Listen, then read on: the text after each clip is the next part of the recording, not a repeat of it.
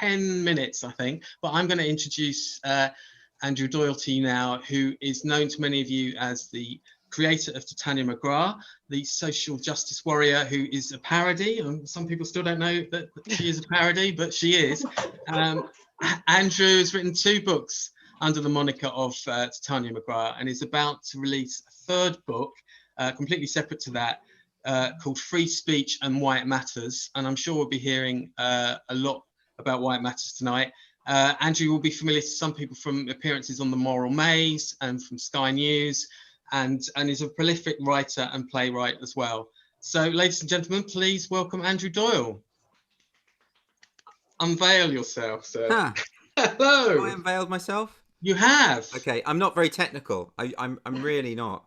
But you and me both, Andrew. Okay. Fine. Well, here I am anyway.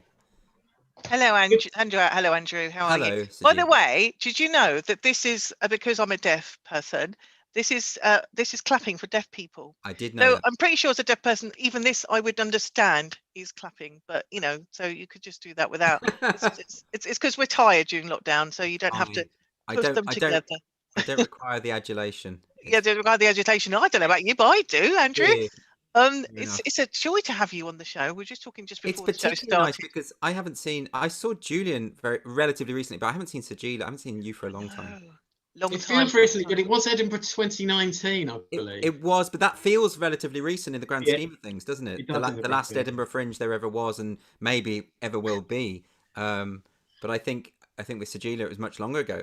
I don't know. I have a feeling actually now 2019 it rings a bell that I think we might have seen each other there. Oh, okay. 2019, yes, definitely. And it's really joyful. You can't understand, people who are tuning in, because we spend so much time on the road, like comedians, our industry reviewers, whatever, and to sort of see each other close and personal, it does get quite emotional for me anyway, because it just reminds me of what I'm missing, and I miss all of it, all the crazy mad nonsense of it. But you've been writing, haven't you, Andrew? I've been writing mostly, yeah. Yes, you have been writing, and I've just pre-ordered your book, which I am so cannot wait, because I know you've already written Woke, A Guide to Social Justice, but the new one is Free Speech and Why It Matters. Is that right? Yeah, but I've written that, not Titania, so I've written it under my own name. As yourself, yes. And I'm really excited about that. Can you tell us a little bit about that book, please? Well, it's the sort of book I wouldn't have thought I'd ever have to write, but it's it's basically a defense of free speech, because there's a lot of people who are very skeptical about it now,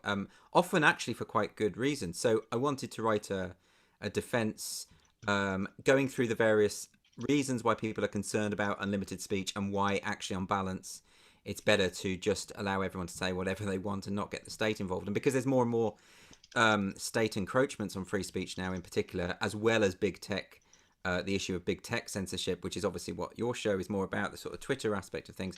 And all of those things have sort of colluded to create a situation where people believe that free speech as a concept is a threat to equal rights. And I'm actually trying to make the point that the opposite is true, and that actually the only way to guarantee rights for everyone, including vulnerable groups, is through free speech for all. And that includes free speech for people you don't like. And that seems to be the thing that gets me in hot water from time to time, because if you're defending free speech for everyone, it means you also have to defend the right of people you can't stand to say what they want. And the problem is, when you do that, people automatically say, oh, so you support what they're saying. And of course, that's a very important distinction. No, you're absolutely not. But you don't have to defend speech that isn't controversial. It requires no defense.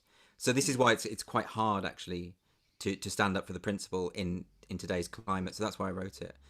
Well, I'm really looking forward to that. I think I'd urge everybody to kind of just put a link into the chat group. If Julie could just maybe to the people on Facebook, that'd be great.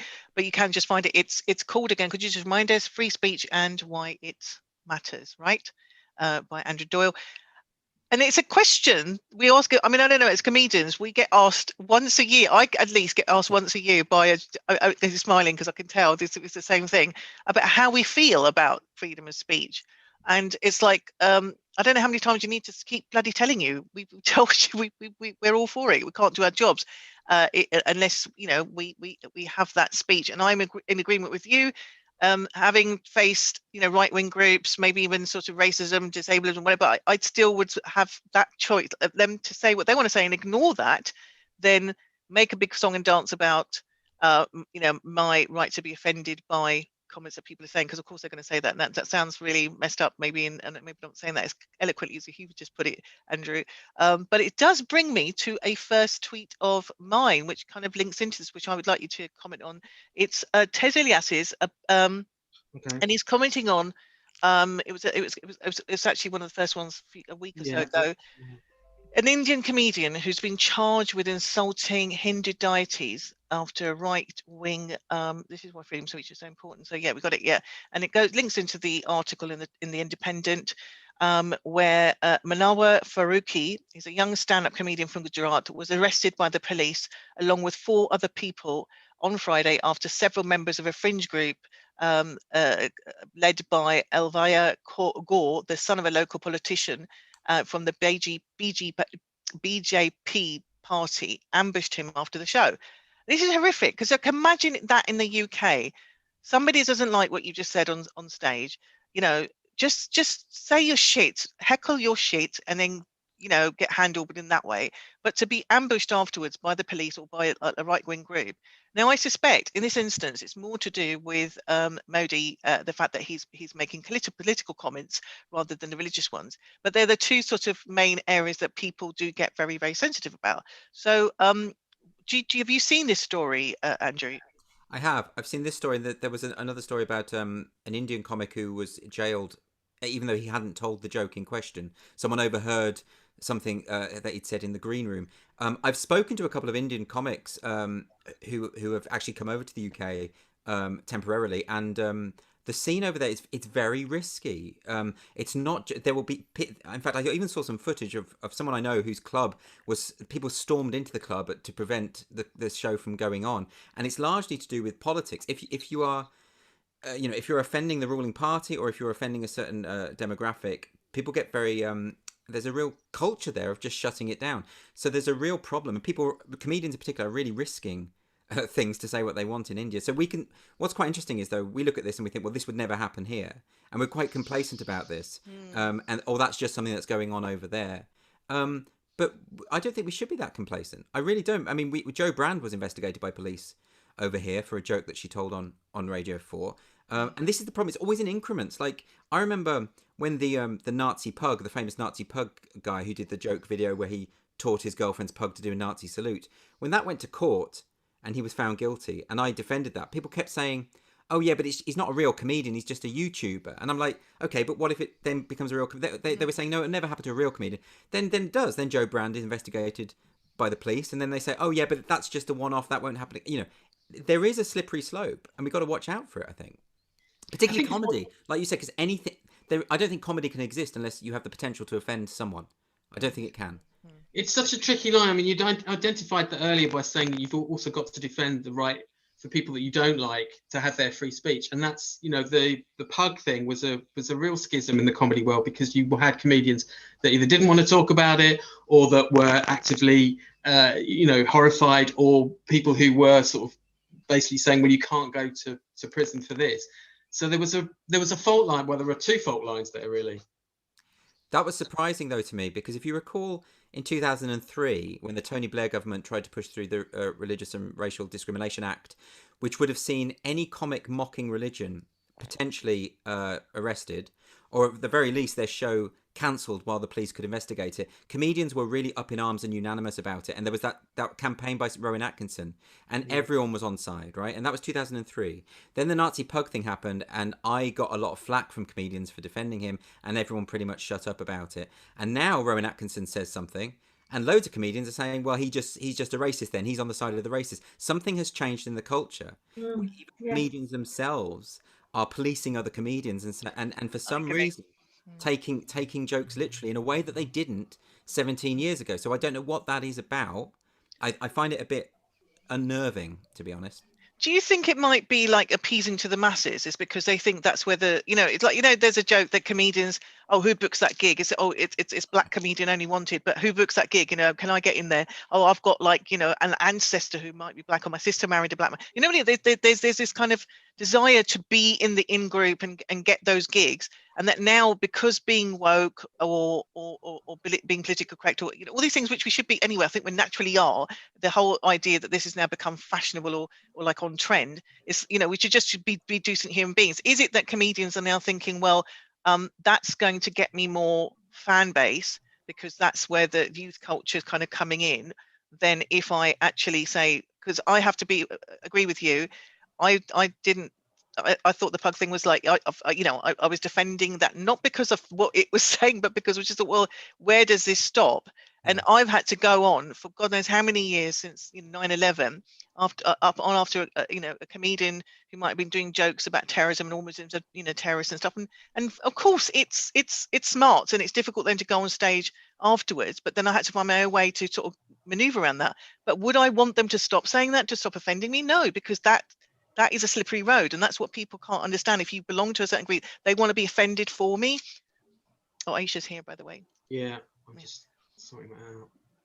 So yeah, I mean, do you think this is more about comedians trying to sort of, or is it that the culture is changing? I don't know about this, you see, because I never like to guess what people are thinking, and I suspect I think it's largely to do with fashion. I think that's absolutely true, but I also think a lot of people, for whatever reason, have bought into this narrative, this myth that we are living in a country that is crawling with fascists, which is just simply not borne out by the facts. So I think that means people, for some reason, mistrust comedians more than ever and mistrust jokes and humor because they feel that you're disguising some kind of malevolent intention.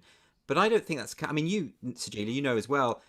I couldn't name you a homophobic, racist comedian. I don't know any. And I've been on the circuit for a long time. I don't know those people. I don't know where they are. And so therefore, when I hear a comedian joking about, for instance, if I hear a comedian joking about gay marriage or something, I never, or gay people, I never assume, oh, he's being homophobic, he doesn't like gay people. I think, what's he trying to do there? This might be something a bit more. I give them the benefit of the doubt because they're comedians and they're doing probably doing something a bit cleverer than that. And I think there's a mistrust now, a literal mindedness, where you hear, it's that thing of people mistake the subject of the joke for the target of the joke. To give you a very specific example to make it clear, when Louis C.K. did that set got leaked, and it was a joke about the school shootings in America, and the headline at the Independent said Louis C.K. mocks survivors of school shooting. Right now, unless you have no brain, it's absolutely clear that Louis C.K. does not think it's funny that people were murdered. Like, that's just a given, isn't it? But if the headline of the Independent, of a national newspaper, can be that literal minded and frankly stupid, then it's not surprising that so many other people are taking things so literally. I think it's to do with literal mindedness. That's what I think it is. Do you also think maybe if it's coming in the tops, because obviously it's not just comedians, it's like just a culture generally, work culture, you know, in every sort of sphere of our life, it is becoming like you've got to be careful what you say. And I wonder if that might be somehow those in power, it's a way to kind of control by saying, oh, you can't say this word or you can't do this, and that person definitely. There's that part of it where I feel there's someone, you know, people are trying to control us, but alongside that, how if we are not allowed to say what we feel, if we are not allowed to open that dialogue by sometimes saying something that maybe something doesn't want to hear, then we can't actually resolve stuff.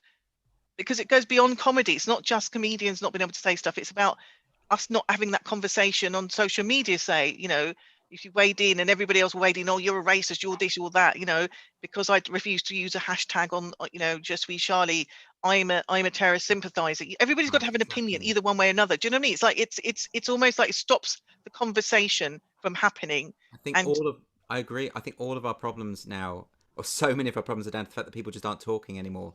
And I think social media is a big part of that, and it does encourage that kind of echo chamber scenario. And then when you do talk to people who disagree with you in a sensible adult way, face to face, you normally work out pretty quickly they're not evil. They just have a different way of looking at the world than you. But that you know, it's too easy on Twitter to just assume you're talking to a monster and Yeah. just, and just go on the attack. And that's why I always prefer face-to-face conversations, to be honest. And particularly with comedy as well, like, bear in mind, sometimes, and you know this as well, sometimes comedians will say the things that are deliberately crossing the line because they want to test the limits of people's tolerance. That's part of the point. And sometimes you hear something in a joke deliberately unacceptable because it is it serves as a kind of reminder of why we don't think those things.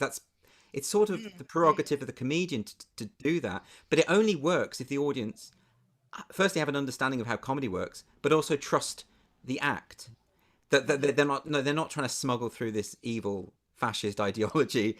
They're actually playing with ideas, and they're doing something a bit more interesting than that. And I think that's what a lot of it is about. Julian, do you want to come in on that? Oh, I mean, there's a lot to unpack there. I mean, this even just based on this first tweet, really, there could be a whole Have we gone show. too far too soon? Is that? Yeah, we have. Yeah, shall we bring Ayesha in on? Yeah, on this now? Ayesha's joined us now, So, gentlemen, ladies, and everybody on Zoom and on Twitter and everybody else who's following us on live streaming, please welcome to the Zoom room. It's the wonderful Ayesha Hazarika, who was a Labour Party Special Advisor to Gordon Brown, Harriet Harman and Ed Miliband from 2007 to 2015. She's a much sought after political commentator and broadcaster. In fact, she's just rushed over from doing her radio show right now on the Times Radio. She's on TV and radio. She's been on BBC's Andrew Marr show, Newsnight, Sky News. What has she not done? She's been everywhere. She's a bloody Wonder Woman, an OBE. Oh my gosh, it's just endless. And I'm very proud to call her a friend. Please welcome, it's a wonderful Ayesha Hazarika, everybody. Woo, oh, that was such a lovely intro. Thank you so much. If I die prematurely, will you do my funeral? Because that is probably as good as it's going to get. Oh, bless you. Why are we not seeing Ayesha in the 4? We've got. I'm seeing her in my 4. If you go to view side-by-side speaker, Ayesha is pinned and and you're part of a lovely quad now, Ayesha. Thank you so much for hot-footing it from Times Radio. Well, thank you so much for asking me to take part in this. From what I've just caught of Andrew, it sounds very interesting. Oh, okay. Yeah. So I should probably fill. Do you want to fill her in, Julian? Well, we've opened the whole can of worms about censorship, starting with a tweet that Sajila shared about an Indian comedian who was charged with insulting Hindu deities, and we've run the gamut now. We've done the whole Marcus Meechan sort of hug, salute, and so on and so forth, and just talking about free speech in general. We've actually had a comment from one of our Zoom roomers.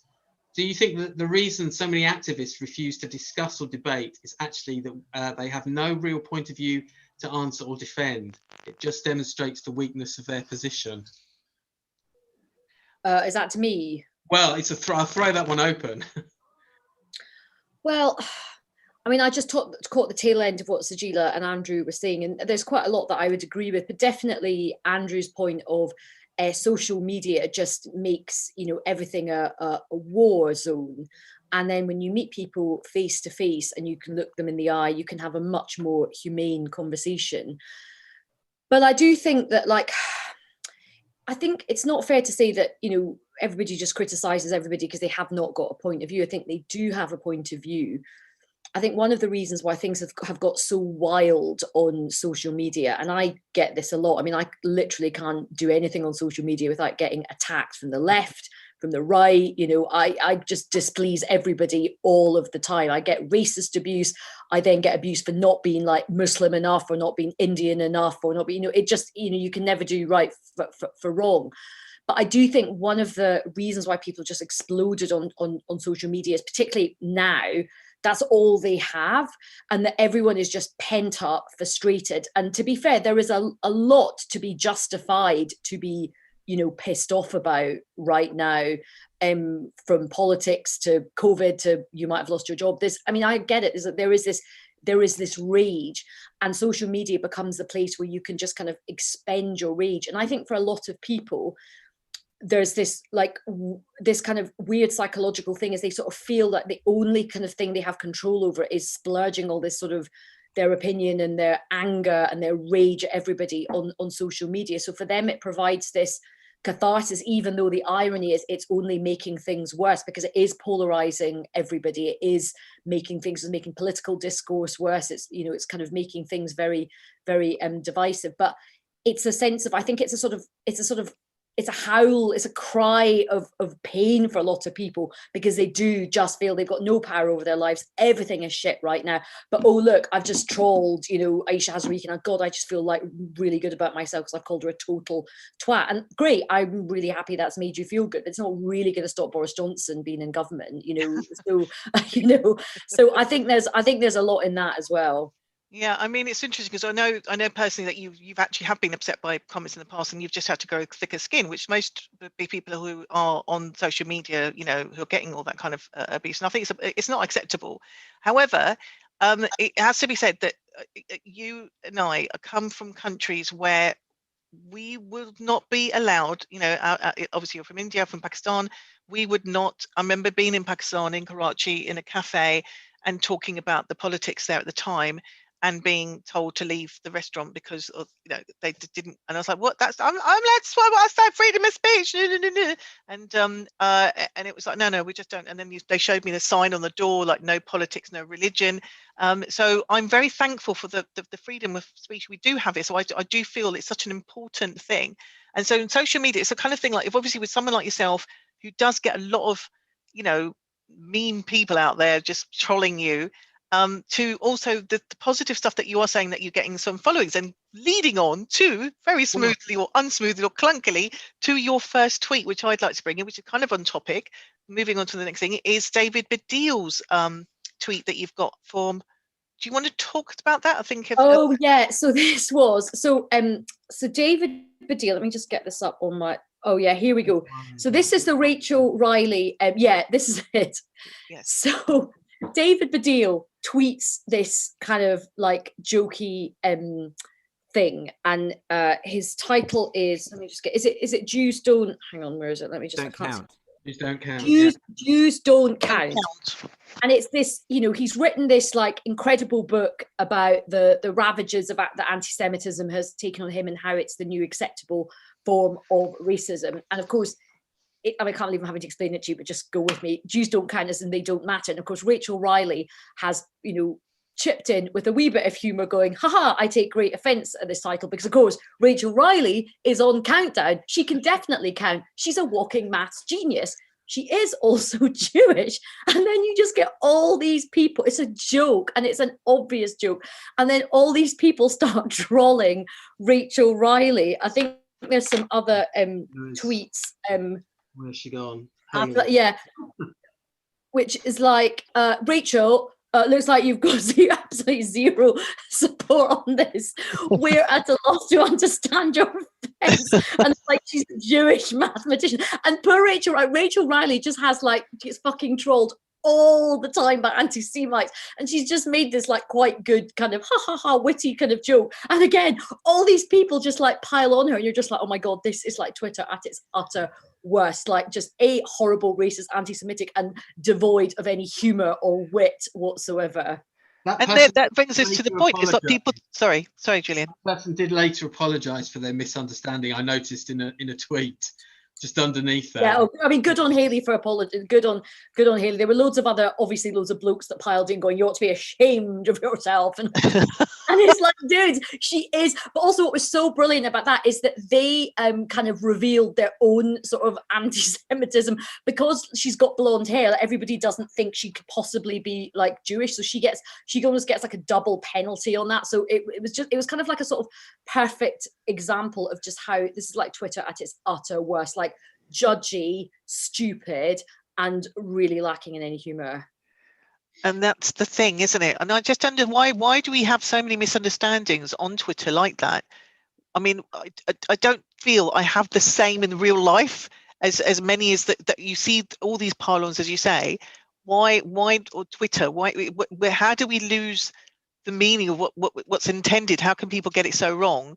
Or is that just like because of the nature of the beast of this, you know, you only can say so many words? Or that's pretty clear. I don't understand how many more words you need. It was pretty kind of clear that this is not it. How are people taking things literally? I don't get it. It's playing to their own. It's playing to what their agenda is, though, and it's once they see something that could fall in line with a thought that they want to express, then people will sort of grab hold of it. I mean, we did an interview just recently, the British Comedy Guide, and one of the questions was, "What's the worst thing about Twitter?" And it just occurred to me that there used to be the saying of, "Well, people wouldn't say the same in real life as they do on Twitter." And Andrew, I know you did sort of allude to that earlier, but I also think there's an element of like people say on Twitter what they want to say in what they really like to say in real life, and that isn't necessarily healthy. It's a bit like the pent-up anger actually that you were talking about earlier, Ayesha. Can I play a little bit of devil's advocate just to say that it's possible as well, because Twitter's this public platform, that people don't know the full context. For instance, Hayley may never have heard of Rachel Riley before, and might therefore not get the joke. And I bet she's pretty embarrassed now when she realizes what it is. But the problem there is people just jump in without thinking or investigating, and they have this kind of knee-jerk reaction, and get very angry and upset, and end up making fools of themselves. That's why I always think with Twitter, it's always best just to think a little bit before you hit send. Yeah, you need to check. They should have, how you can have breathalyzers. They need to have something on mobile phones. Yeah. Sentient and in control of your own. Like, don't drink and tweet. That is very bad. Oh, it's very. I mean, this is why celebrities get caught out all the time if they're drunk, because they haven't got their PR people in. Oh yeah, I'm so jealous, Ayesha. Because anything could happen. Anything could happen. I'm still on dry January, so I'm waiting till tomorrow.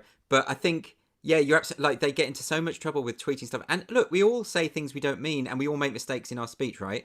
But in real life, no one hears us, or we're allowed, or it's our mates, and we can say, "Oh, sorry about that." On Twitter, people screenshot it; it's there forever, don't they? They love that when you make a mistake. Oh, people love a screenshot. I get hounded a lot because of like screenshots, and I mean, that's actually normally from the like more left wing of politics, where like I'll have replied to somebody, and that people will hound me with it like it's a massive gotcha moment, and you're like, it really sort of isn't. But listen, again, I sort of feel like if that makes you feel like a lot better in yourself, then go for it. But the other problem, I think one of the reasons as well about why everything gets so heated so quickly, is that there's very little space for any nuance in Twitter, just in terms of how it's designed. I mean, we all know that the algorithm and the design of it is designed to provoke strong reactions, and it is a setup where anger actually is like the best emotion. Outrage is the best emotion on Twitter. You get so many, like if you tweet something kind of funny and nuanced, you get a few retweets. If you tweet something which is just absolute pure outrage, you'll get so many more retweets. It like kind of thrives on outrage. And then I think, like, when you're in this kind of a cycle of outrage, and I do go back to my central point, I do have sympathy for people, because everything is quite shit at the moment. Everyone is very upset, and they need a sort of venting of emotion and anger and everything like that. But then this kind of mania descends on you, like when you're in the middle of a Twitter storm or you're fighting with somebody on Twitter. It is like a mania. And I think, like, even the most calm people just get sort of, something takes over, the brain starts firing in a certain way, and this sort of aggression comes out, and you can just see quite kind of calm, rational people just suddenly like descend into this aggression, this fury. And I think that is just, I mean, that's how the whole thing is designed. So I get annoyed when people do it to me, and it is horrible being part of a pylon. But it is important to remember that structurally, this whole thing is designed brilliantly to make us behave like this as well. And it does a very good job. Amazing job. So listen, we did mention Andrew's book earlier on, and obviously, in balance, because you have a book out too. And in fact, all three of you have got books, apart from me. I haven't got a book. Somebody give me a book deal. And it's Punch and Judy Politics. Can you just let anyone who's tuning in to let them know a little bit more about that, please? So Punch and Judy Politics is an insider's guide to the art of Prime Minister's questions. You may not think there is any art to it, but believe you me, there is a lot of preparation that goes into it. So I worked as a political advisor, as Sajila said, and I basically, one of my jobs was to help prepare various leaders for Prime Minister's questions, and it was a big part of my life. It was incredibly interesting, but it was like really stressful as well, because it is, you know, one of the focal points of the week for Parliament. I mean, obviously pre-social distancing, the chamber would be absolutely packed. It was a bit like a sort of football terrace, lots of noise, lots of heckling, and lots of people don't like that and they think it's the worst aspect of our politics. But I have to say, it is also really interesting, and there is a theatre to it. And so I was very much part of that. But I did lots of research, and I noticed nobody had ever written a book about it. Like, it had come up in people's memoirs, like Tony Blair had written a wee bit about it, about what it was like. And it dominates, if you're the leader of a political party, it does dominate your week a lot, whether you're asking the question as leader of the opposition or answering the question as Prime Minister. So me and my colleague Tom Hamilton, we used to work together on Prime Minister's questions.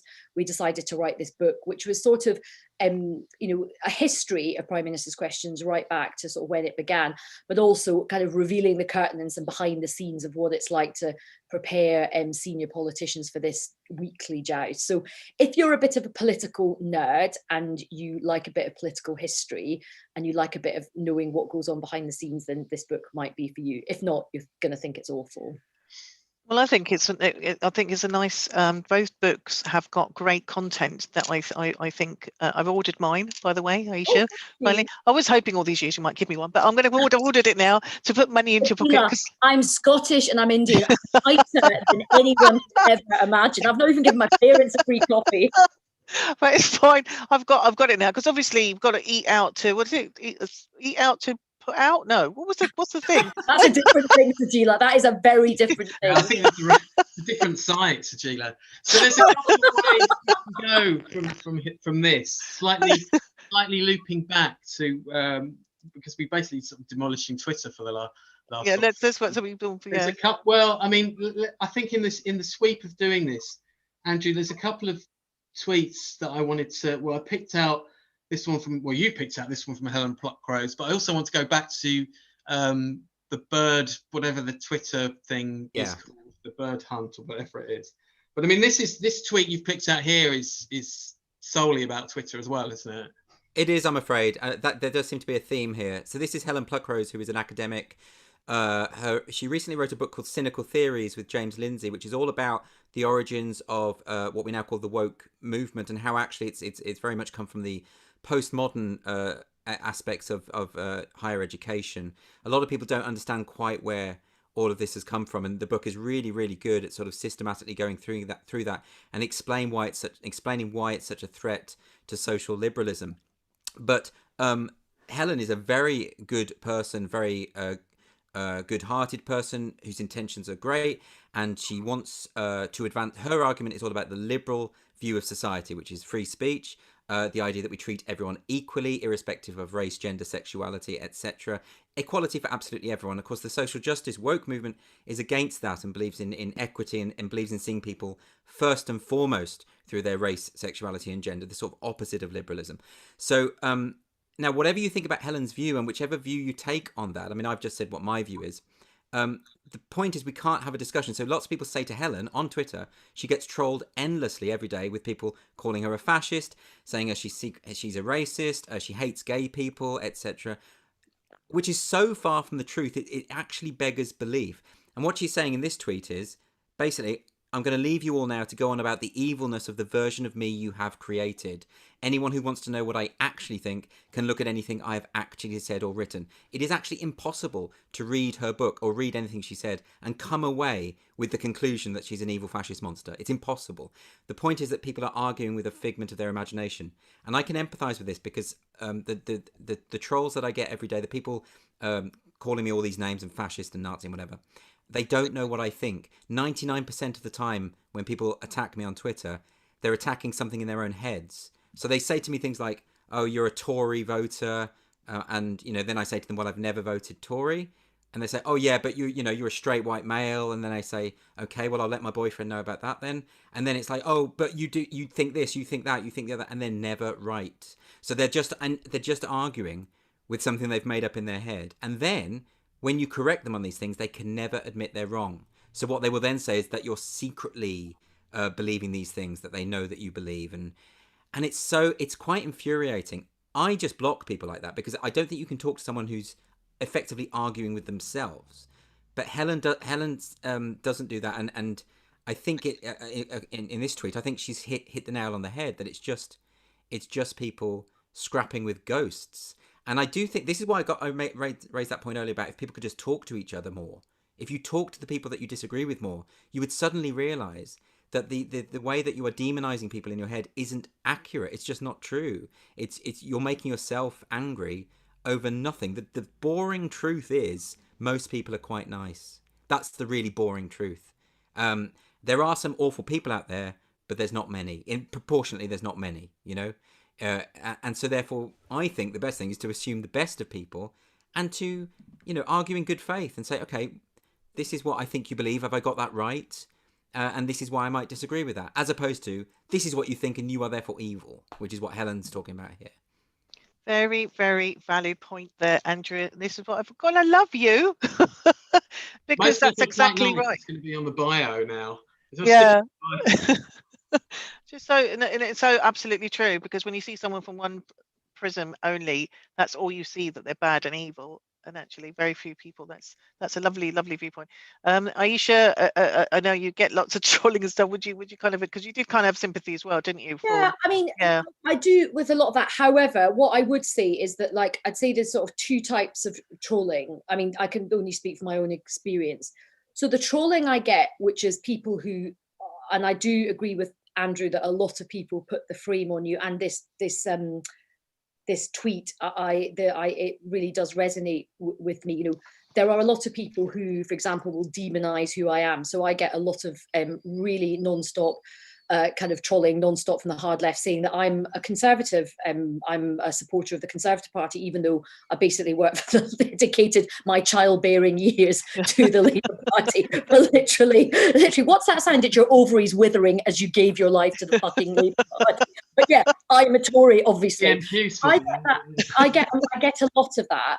And again, it's sometimes upsetting. It's kind of, but I don't think all those people are inherently like evil people. As I said, I think there's a lot of rage. I think there's a lot of frustration. I think they feel better by taking it out on someone like me. I kind of get it. And actually, if I probably met them in the pub, you know, after, you know, they might throw a drink over me, we'd probably actually end up having quite a good chat and find that we've got more in common. There is, however, another group of people who troll me who are just racist twats, to be honest. And they're the kind of people who actually I would feel quite intimidated if I met them in real life. Somebody telling me to, like, you know, piss off back to, you know, where I came from, which by the way is Glasgow, and people sending me horrible, horrible racist stuff. That's not, oh, they've just demonized me. They've just made up something to kind of send. I've had physical threats. So I think you have to, you know, put it in those two categories. So I would say that there are some people who get, you know, really horrible to me, but I can understand that they're frustrated. And there's another group of people which I'm sorry, I just think they're pretty fucking racist, horrible people, and I would not really like to meet them. And it's unacceptable. It's unacceptable. And I know we had this conversation before, how I think for women it's a lot worse on social media in terms of the kind of the vile things that are said and the threats that are made. Which still violates, to say, you know, you wouldn't do that in real life, so why do it on social media? And I think that's where I think the grey area then becomes, like, if you regulate, how far do you regulate? Because I don't want to see my friends getting, you know, that kind of vile abuse. And thanks for bringing the wine as well. We should have told them. We all should have all got. Why didn't we think of that? As a resident Muslim, I feel it's important to push back on the stereotypes. So just if there's any Islamophobic trolling, this is especially for you. Let me just go and get my bacon sandwich as well, so we can really push it back. I think that's a really important distinction that Ayesha just made as well. Is that you do have to acknowledge when people are just vile, then, you know, those are the sort of people that I just block. You know. Because I tend to get attacked by the far left and the far right. So I know exactly what Ayesha's talking about there. And I think those are just the sort of, I'm not talking about those sorts of people, but I think they do share something in common, which is that they're delusional. So there's a kind of mass delusion. If you are the sort of person who has this view of people who are of a different ethnicity or whatever than you are also scrapping with a monster of your head. You're also lack a rational or the capacity for rational thought. So you're all so I think a lot of it is about delusion, and I'm not for a second excusing that behavior. I'm saying that those people are just, I think they're unforgivable, and I just ignore them. But I also think the same of the people who mischaracterize in this way. It's very interesting that both you and I have been accused of being Tories. But what I would add to that is, I always say to people, well, what if I were? Why would it matter if I were? Why would it matter if I voted Tory? Why in your head has that suddenly become the epitome of evil or the equivalent of Satan? That doesn't make any sense to me. I think it's really sad. I agree. In fact, you're talking about and being accused of being Tories. I don't know if it's a good place to admit this, but I've done the gigs for all the different parties, and I have to say, purely based on monetary gain. Apart from I am a lefty, always have been, and I was offered a gig by the Tory party, and I said no. My father would turn in his grave. There is no way I am doing this gig ever.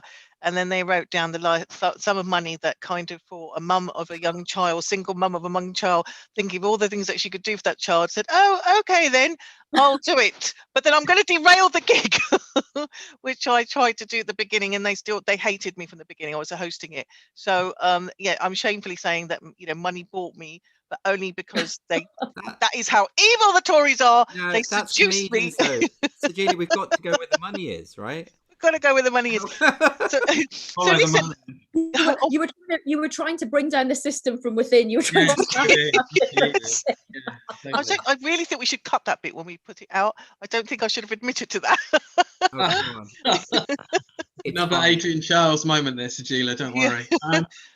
So, I mean, listen, we've actually, in terms of the sort of title, Let's Kill Twitter, we've really sort of locked into killed it. We normally do. And I mean, maybe I'm so very quickly to round it off, Andrew, let's just flag up Birdwatch, because I'm really mistrustful of Twitter anyway, because their so-called terms of service are so meaningless. They just apply it wherever they want. They've got this set of rules that are so vague. What it actually means is they can ban you because they don't like your opinion, basically, and they can get away with it. And they do this absolutely all the time. It's particularly targeting at the moment gender-critical feminists. They tend to have their accounts boosted, just deleted, because Twitter just doesn't agree with their opinion. And yet at the same time, Twitter claims to be for free speech. It absolutely isn't. And it's really scary as well. When I've been kicked off Twitter a number of times for nothing, and then for jokes actually. And then when you appeal, they say you just get an automated response back. So they don't even tell you what your crime is, which is straight out of Kafka. It's where you get in trouble, but you're not told what you've done wrong.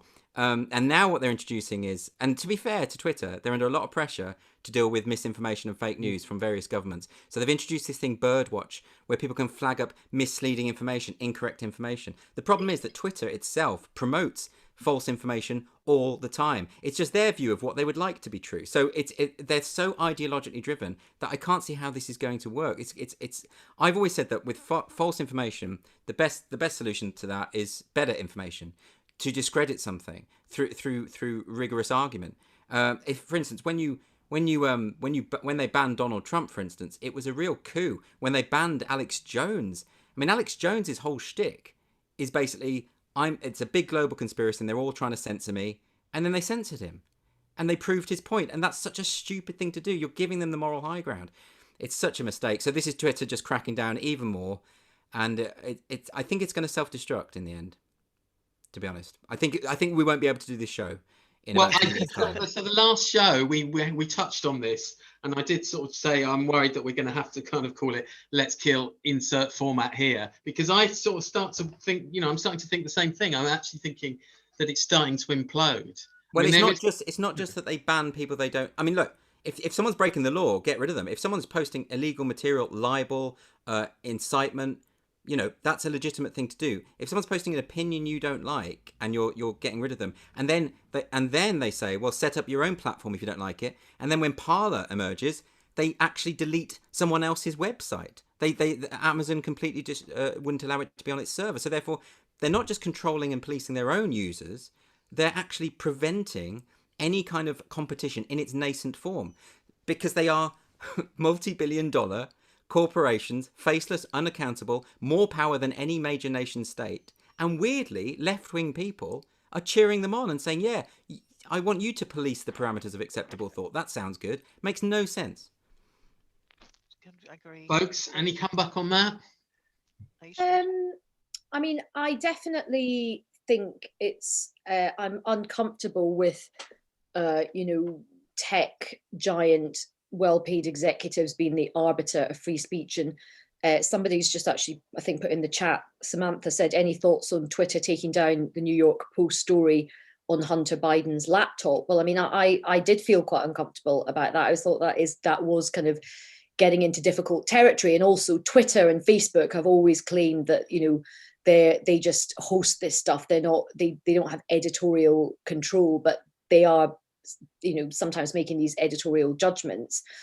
I suppose then there's the theory of it, and then there's the realpolitik of it, which is if somebody like Donald Trump, who, let's be honest, Twitter did really well off of, right? I mean, Twitter kind of made Donald Trump, it was a sort of a virtuous, they depended on each other. But I'm glad that Twitter did, kind of ban him, because he was going to be, I think. Sorry, Ayesha. Just want to make sure. Can we just all mute ourselves? Just. If there's any background noise, folks, if you can put yourselves on mute, that would be great. Sorry. Carry on, Ayesha. Yeah, I mean, I didn't shed a tear with Donald Trump being put off Twitter, or probably Alex Jones either, because I think there does come a point where I do take your point, which is then they can be like, haha, we told you that these people were all like evil, but everything is a kind of a balancing act. And Trump was inciting people, and we saw that had dangerous consequences. So I kind of I share the philosophical sentiments of what Andrew was saying, but I think there does come a point where Twitter does, or whoever it is, does have to. Mom, they haven't been fed yet. Someone's not been fed. Someone's not been fed. Someone's not been fed. If there is background noise, people, if you can mute yourselves, that would be tremendously helpful. I should also write that in the chat. So you share some of the yes, I see what you're saying. I see the distinction. Definitely. So the question comes down to, with Trump, I mean, look, I've been very vocally critical of Trump for a long time, and I feel it would be very easy for me to rejoice in him being booted off.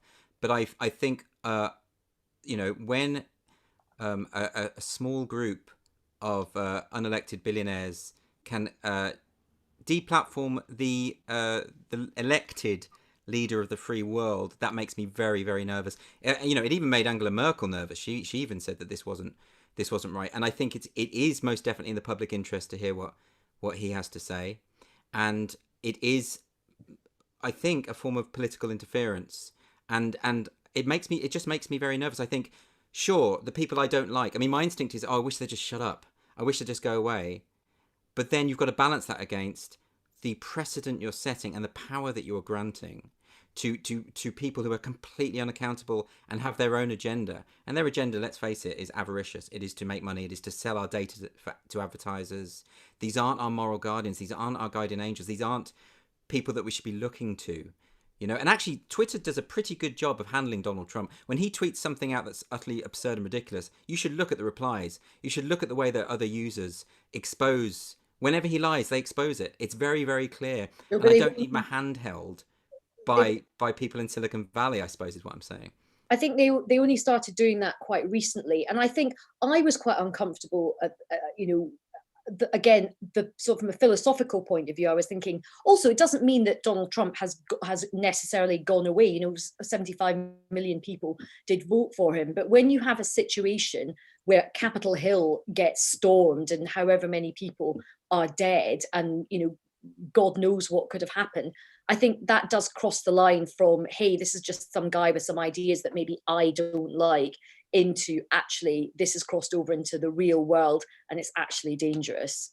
I take that point, but then I also take the point that the same argument could be used against the Democrat politicians who were inciting violence during the BLM riots. There were a number of them who were openly saying violence is okay in these circumstances. Kamala Harris was even saying she would raise money for the people who've been put in prison. So it does work both.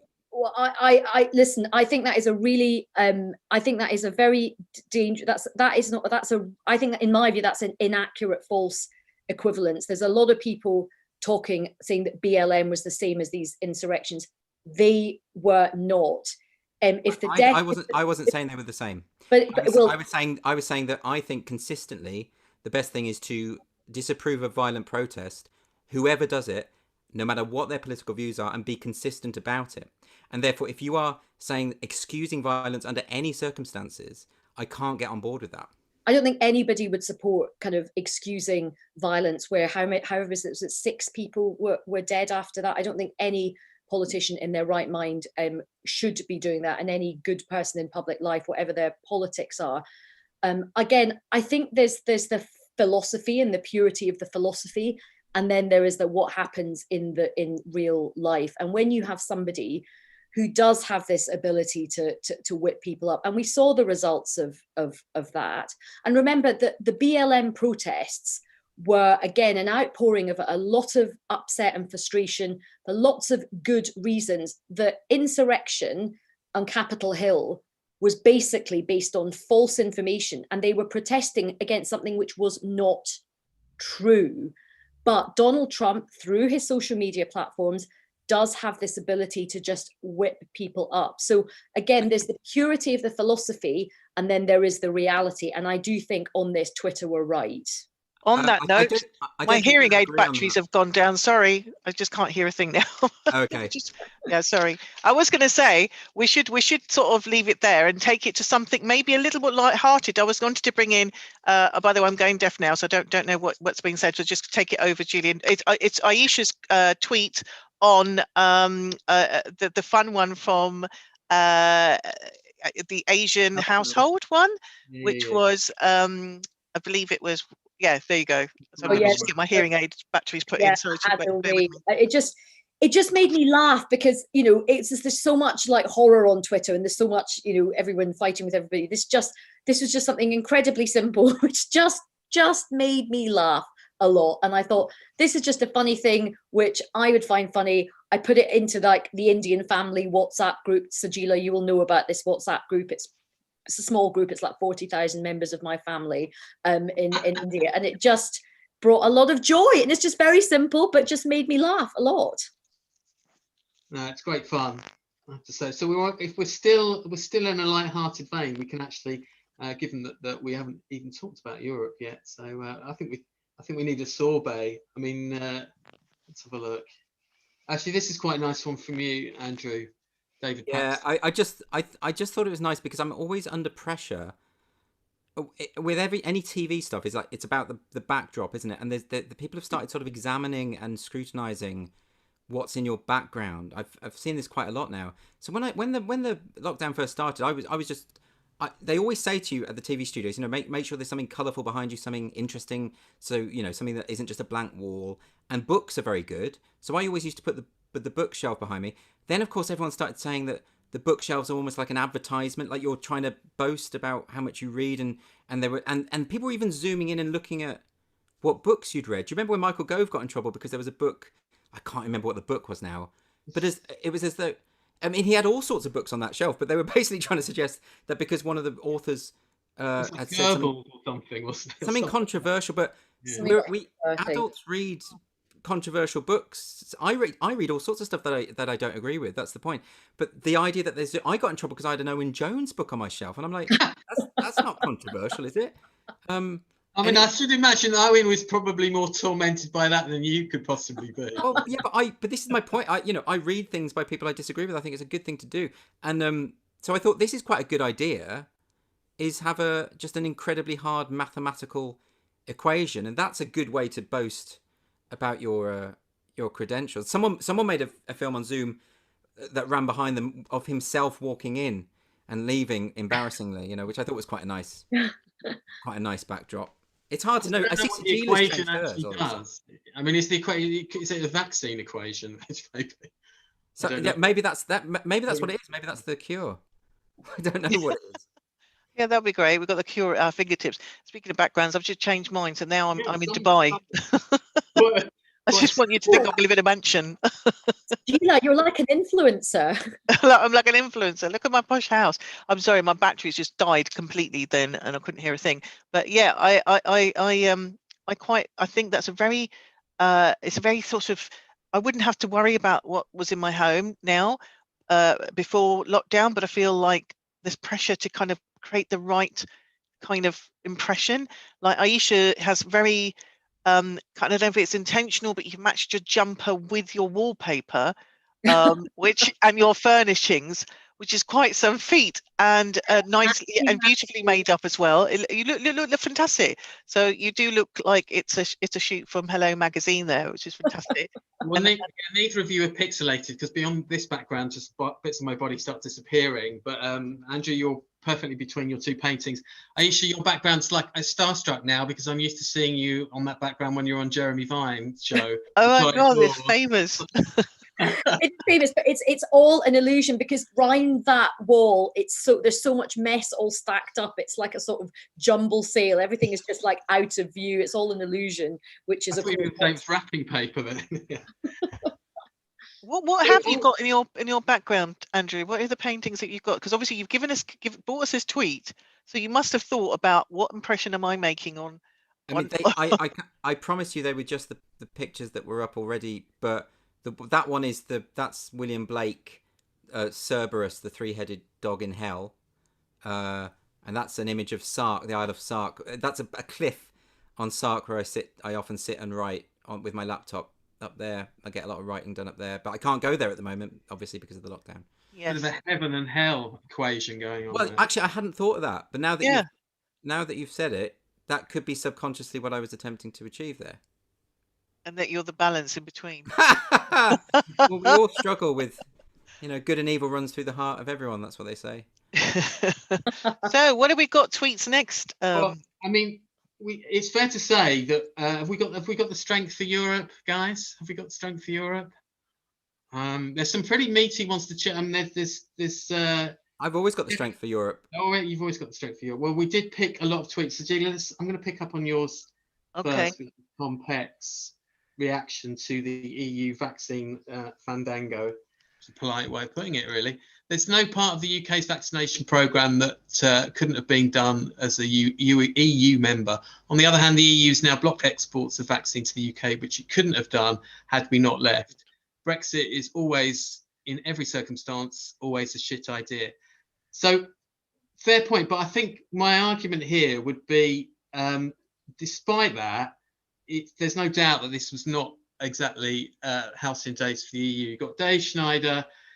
Seriously, I'm a die-hard Ramona ultra, but the EU isn't covering itself in glory over vaccines. There's a tweet, there's Jim Pickard from the FT basically saying the same thing, handing Boris, a boost. Sonia Soda with her head in her hands about Macron cynically trashing vaccine efficacy against the evidence to make a political point in the most vaccine skeptical nation in Europe. So, a pretty dark side to all of this. I like comedian Alex Keeley's gag about it. In the future, everyone will activate Article 16 for 15 minutes. So basically, the EU turned around on what was going to be imposed on the Irish border. Darren Grimes, obviously he was going to have a bit of a go about this. The EU has united the Republic of Ireland, the DUP, Sinn Féin, Labour, the UK government, even the Church of England against them. Impressive Friday night, lads. And there were a lot of tweets on that vein. And actually, Andrew, yours, just to throw it in, it's pretty much on message, which is Abby Roberts. A few months after the EU referendum, I was on a topical YouTube show, and the panel of comics was so vicious about anyone who voted leave that I lied. But I now want to shout loud and fucking proud, I voted to leave that vile Ponzi scheme. I think I mentioned that one more to make a point about the intolerance of the comedy community to different political. Yeah, but I mean, I'm doing it as a fleet. Yeah. Same issue. Yeah, I think that's right. I mean, I think the Darren Grimes one is right, and so I was particularly looking at Northern Ireland and the way in which I've never seen the DUP and Sinn Féin in lockstep over any issue. But I think all of those tweets show that whatever happens in the future, EU related, either side is going to use it to justify their position or to score points against the other side. This is very, very unhelpful, and of course that's what people are going to do. And it's been such a horrible, the divisive aspect of the whole Brexit debate has been as we all know, incredibly appalling, and everyone's lost friends over this, and families not talking to each other, and all over a political disagreement. I can't get my head around this. This is something I'm always going on about. It's like, we have to be able to disagree without assuming evil. We have to be able to do it, because if we can't do it, we're not human beings anymore. We're just these robots running on a program and sticking to our own little tribe, and is utterly nonsensical. What frustrates me about the EU is all the people I know who are most passionate about it couldn't give a shit in 2015. They had barely even heard of the EU, and all of a sudden, it's their life. It's absolutely everything. I've always cared about the EU because I don't like. I'm a lefty. I'm an old school socialist. I've never liked what the EU stands for. I don't like neoliberal trading blocs that effectively attack small businesses. I don't like. It's big boys club. It's millionaires making money for themselves. I don't like all of that stuff. I don't like bureaucracy. I don't like unaccountability. So I've always had a stake in this. And then all of a sudden, all the people I consider political allies on the left were treating it like some big, fun, kind of lovely, sweet organisation that's just out for our own good. And what this has shown is that it isn't. But even by saying that, it feels like I'm scoring a political point now. And I don't think we should be doing this. I think we should be able to move on from all of this stuff. And we've left. There's no point in tearing each other apart over this anymore, is there? Well, Ayesha, I'm sure you're dying to get in. I just want to quickly preface this by, I saw you on Jeremy Vine, of course, because I watch it every day, with Andrew Pearce, and this story had just started to kind of shift, and then it sort of motored even more over the weekend with the Irish border stuff. I mean, what's I obviously pick up from what Andrew said, but I mean, what are your thoughts on this? Well, I think the EU have really messed this up, and I think it has done them a huge amount of reputational damage. On my radio show over the last 2 days, I've concentrated on it a lot, and it has united everybody. We had Lord David Blunkett on the radio station, an ardent Remainer, no fan of Boris Johnson, but actually saying that the EU have behaved appallingly. And throughout I think it is very important to try and reset things and to look ahead. But I think what is ironic about this is during these very tortured 5 years of negotiating on Brexit, the sort of standard, stereotype would be, with a lot of justification, that it was the British side, the Brexiteers, that were ramping things up and being very hot-headed and threatening things. And of course, let's not forget Boris Johnson and was prepared to break international law, which is not a good thing. And we always were like, oh, the EU they're so cool-headed and strategic and calm, and they would never do anything like this. And we love Ursula von der Leyen, and she's got such good hair, and she's got these lovely natty trouser suits. She would never do anything like this. And then you have, out of nowhere, my God, they're actually going to trigger Article 16. I mean, this is horrendous. I mean, we have been talking about the sanctity of that Northern Irish border for so many years, and it's the EU who have done this in such a rash way. So I think it's pretty catastrophic for the EU, and they have sort of apologized, but a lot of their MEPs are still very defensive. I had a Swedish MEP on my show today, had a Belgian MEP yesterday who's normally very mild-mannered, who's going absolutely mad. He swore on air twice. I had to apologize. He then said that he wanted to take AstraZeneca to court. I mean, it was pretty, so I think they've handled it really, really badly, and I think it is going to make a lot of people feel even more annoyed with the EU. So it's a spectacular sort of own goal from their point of view. But I think in terms of trying to have some empathy from where they were, they are in a desperate situation right now. It's not that they were just being dicks about this and, we just want to, get our own back over Brexit or anything. This, every nation, every country's government is, it's a race against the virus. Everybody is losing citizens to this virus. It is a matter of life and death. And it must have been incredibly disappointing and just horrible and horrendous for the EU to hear from AstraZeneca that actually they were only going to get a quarter of, the vaccines that they thought they would do. And of course, it's not AstraZeneca being awful. There are teething issues right now. There are supply issues that is going to be something that is going to be an issue for a while. Eventually, we will have lots of vaccines, and we'll probably all have more vaccines than we need. And then there will be a discussion about, well, should we start giving that to other parts of the world, which I really hope we do in Britain. Yeah. So I just think that the EU has really messed this up. But What I don't want to happen with this is for it to relitigate Brexit. This should not be about a jingoistic, oh my God, Brexit, we're the best.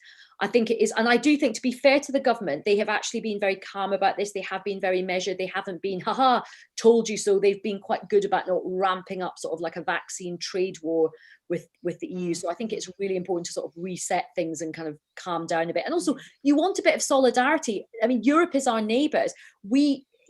Let's think back a year ago is when the virus sort of really landed on these shores. It just takes one person with a new strain or to come in for the whole thing to blow up again. So we have skin in the game in terms of making sure our neighbours and other countries get vaccines as well.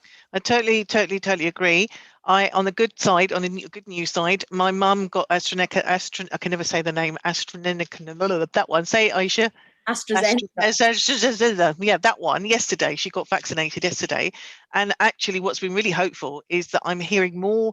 Whereas I was hearing so and so we know has got COVID, so and so we know has got COVID, I'm now hearing so and so's got vaccinated, so and so's got vaccinated. So that's actually, and I was talking to Andrew just before the show and saying how that's made it such a positive vibe that it feels like we are going to get out of this. There's going to be, a positive to this. And because I'm conscious of the time, I think we should go into something. Have you got something positive to finish on, Julian or Andrew? Or reasonably, well, it amused me anyway. Go on then. Simon Price, who used to be the music critic for the Independent on Sunday. Independent on Sunday, remember that? Critics, remember them. Anyway, Simon, he's a good guy. He tweeted, here's what just struck me about Oasis. They have no fast songs. They just lumber about, fat-assed and graceless, at 20 miles an hour because it's a residential area. Music for people who can't dance, won't dance. They are rock, but they don't rock. And what's the fucking point in that? That's very mean. 20 years too late. But nothing like keeping it today. It's because everybody's harping on at the back. They're all remembering our past, our youth, and the Gallagher brothers. I really hope that Damon Albarn has liked that tweet. Yeah. But I mean, do you remember they did have some fast songs on the tube? Sorry, Andrew, go on. I'm sure they had some fast songs. Isn't What's the Story Morning Glory quite fast? No, not really. Isn't it? Is it mid-tempo? Fairly mid-tempo. I mean, they were perfect because they were the right tempo for people to be able to sing drunk when they were on the tube. Yeah. I mean, most of the 90s was wonderful. Sung on the tube. Oh, getting drunk on the tube. Then were the days, eh? Now we just get drunk on Zoom. I never liked Oasis at the time. I actually think they've got quite a lot of redeeming features. I like them more now because, I can appreciate they have a sound, don't they? That you hear a song, it's an Oasis song, and they might be similar, but they're fun, they're catchy. They were very good live. I mean, I remember, I remember them, the Charlatans supporting Oasis, which should be the other way around, but never mind. And I love the Charlatans, but the Oasis they are a great live band, But I mean, this criticism is justified. It just seems a little bit like, and another thing. I mean, actually, there's a tweet that kind of goes hand in hand with that, which is about, I'll see if you remember this. The most disappointing moment of the 1990s was hearing the rest of Space. I love this so much. That is brilliant because that is so true. That is so true. I love it. Levi's had a lot to answer for. That is genius. Because the rest of the song was utter pish. It really was so crap. It got to number one, didn't it? It was a big hit. And he wore foil paper.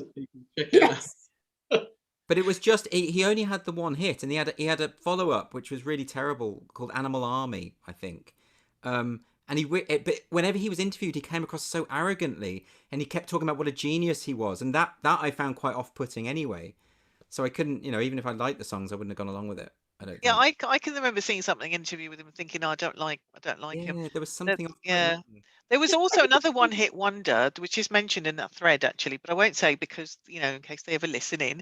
And I asked them to do my show, My Good Diaries. As Asians, that's the only thing clear want to get. It's quite a big one-hit wonder. And then I said, look, we're gonna talk about your career. Goes, we can talk about anything, but if you mention anything about this particular song, then I shall not be on the show. I shall just walk off because there's other things I've done with my life, like chess.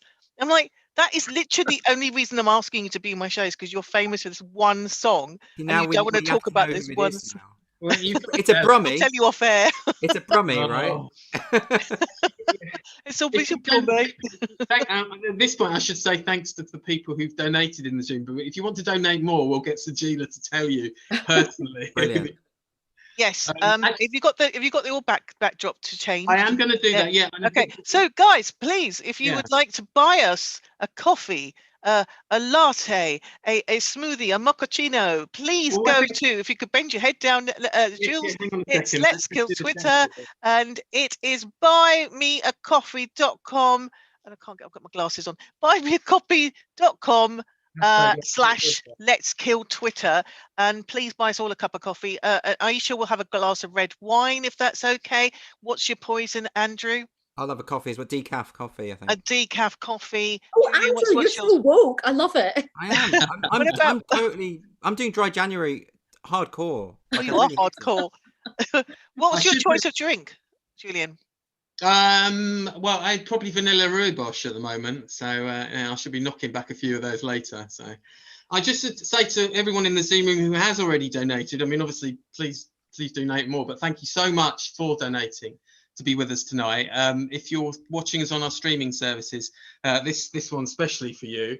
Buymeacoffee.com. Are there any last minute bursting questions from our audience? Get to that chat button pronto if you've got anything, like maybe guessing Sajila's pop star that we don't know about. I'm thinking about that now. My what? Sorry? The pop star. A Brummie one-hit wonder. Oh yeah, I will talk about that in the green room. Yeah, I could mention that there. But just to tell you that obviously do go to our buyusacoffee.com whatever / Let's Kill Twitter. But our next show is on the next fortnight on the February the 14th. Yes, Valentine's. We're going to do an anti-Valentine thing. And who we got on, Julian? We've got Tiernan Duyeb and Carmen Lynch, our first US guest. Oh, yeah. So, she's doing it live from the US? Yeah, she'll be doing it 3 o'clock New York time, I think it is. Which is really exciting. So, transatlantic show. And also Tiernan Duyeb is a very good tweeter as well. Do you guys know him, don't you, Andrew and Ayesha? I've met him once. Yeah, he was nice. He's such a lovely man, as you guys are. But thank you all for joining us. And we next show 14th of February. We're still going to be in lockdown, so where else are you going to be, guys? Join your partners or be single. Come along, join us. Julian and I are a little bit bar humbug about love, but we'll see what our guests have to say. One is very happily married, and the other one is, I don't know about Carmen. What's her situation? I've no idea. We'll find out. It's a surprise. And please give a big round of applause. If we can see your faces, please show your love to our guests. If you're on the Twitter front row, and give us a big shake and a clap for Ayesha Hazarika. And Andrew Doyle. Are we doing that? Are we doing that in turns? Yes. Thanks, guys. Thank you so much for coming. Yes, thank you. And thank you all of you who've joined us today on Zoom and on the live stream. Thank you so much. Do tell your friends, do share the tweet. Please follow us on Twitter at LKTZoom. And please follow our guests on Twitter. It's at Ayesha Hazarika. And yours is difficult. Please, can you tell us, Andrew, what yours is? I can't remember. It's Andrew Doyle _com. So yes, and please, and I've got yours right. I have an Hazarika, of course I have, and of course Ayesha and Andrew. Do you want to promote anything that you've got coming up to our apart from your books? You've got your shows, Ayesha. My radio show, Times Radio, 4 till 7 every Saturday and Sunday. It's a real treat. So please join Ayesha on every Saturday, 4 to 7. Is that right? Yes, 4 to 7. Okay, and Andrew, anything? No, I've got nothing. Because our career died. Because both of my tours got cancelled, and so it's just the book. It's all about the book, I'm afraid. Thank you for joining us, guys. Okay, guys. See you soon. Take care. Thank you very much. Bye.